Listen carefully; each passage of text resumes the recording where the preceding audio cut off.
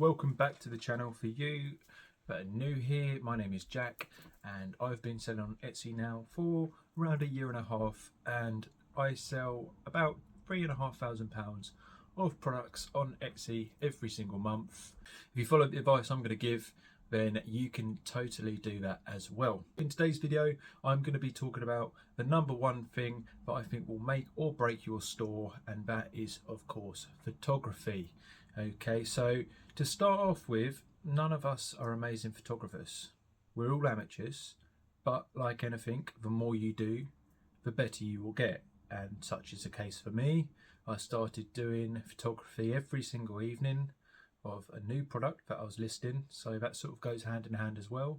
Every time you list a new product, your photography skills are going to get that much better. Time and practice when it comes to photography, you will improve over time. You don't need to spend loads of money. However, you do need to spend some money, okay? So you need to make sure you have got a decent camera. Now, this isn't to say that you need a DSLR or anything crazy expensive like that.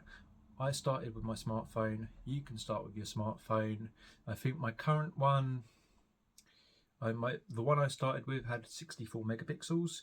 My current one, I've just upgraded my camera. I think it has about 108 megapixels. What I would do, I wouldn't worry about getting a brand new camera, spending loads of money. I'd get the basics. If you're selling something small, you can get a light box and some backgrounds, maybe some props that you can stand things on and have in the background. Lighting's really important, okay? So everyone, when they start, they think it needs to be natural light. All my photography has all been done by artificial light, LED lights that you can get off Amazon, eBay for about £10, so it's really not expensive. What I would do, I would look at my competitors and then I would try and not copy, but I would see if I could replicate them photos as close as possible. Every time I did a listing, I would look at my competitors and I'd say, what are they doing with their photography that I could do? Get inspiration from that. Go on to Etsy or whatever website you're selling on, look at your competitors and see what they're doing with photographies, what props are they using, what backgrounds are they using, and then model what they are doing into your own stuff. Now, you might look at your competitors and think, wow, their product photography is amazing. That's because they've been doing it a long time, okay? So it's taken me about a year and a half to get to my level of photography, and it's getting better. Every time I put a new listing up, it is getting better. All right, and it will for you too. If you didn't want to get involved with photography at all, that is an option. You can outsource to a product photographer, and it will cost you a little bit of money, but what I would say is, if you are a small business and you're starting out, you can get pretty good yourself just with a smartphone, some basic props like a light box. Different products are going to need different props. So if you're selling jumpers and t-shirts and cardigans, then you may want to invest in some mannequins that you can put them on and take photos of. If you're selling smaller items, like I said, light boxes are great. You can get them for about £10.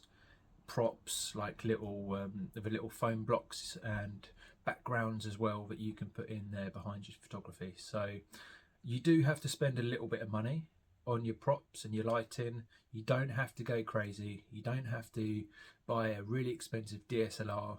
Smartphones are great. I use an editing software, which is, I think it's Google's one. It's called Snapseed, and honestly, I'll take the photos on my phone and I will edit the photos on my phone, and it's nice and quick and easy. Remember, it takes a lot of time and practice for your photos to get better.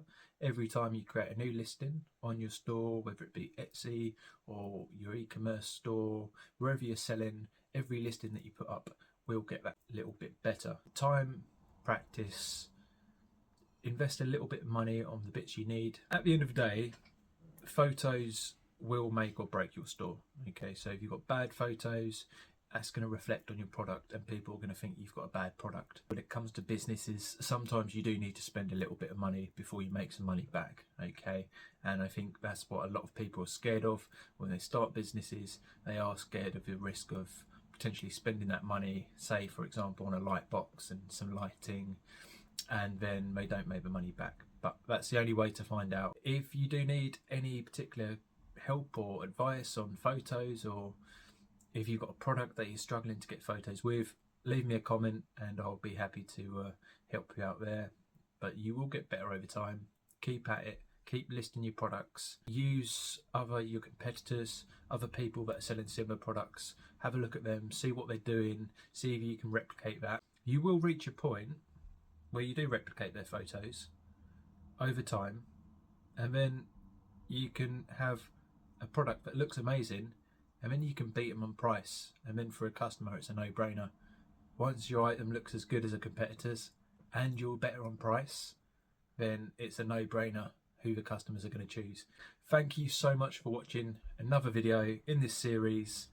I do apologise, I'm still getting used to YouTube and all its features, but like I said in my previous videos, time and consistency, we all get better. So that's the most important thing. If you are growing your Etsy store or looking to improve in certain areas, or you need actionable tips and advice, then give us a follow, like this video, leave us a comment if there's any specific photography questions that you have, and I will see you in the next one.